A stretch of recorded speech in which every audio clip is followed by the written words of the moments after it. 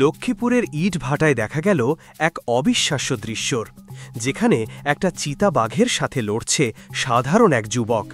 প্রথম দেখায় মনে হতে পারে ওপর থেকে কয়েকজন লোক মিলে ওপর থেকে ইট মেরে কোনো একজন লোককে মারছে, তবে ভালো করে লক্ষ্য করলে দেখা যাবে লোকটি একটা চিতাবাঘকে ধরে রেখেছে, আর ওপর থেকে ইট চিতাবাঘকে মারছে লোকজন।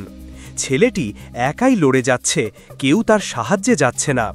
শেষ পর্যন্ত কি হয়েছিল সেখানে দেখতে থাকুন।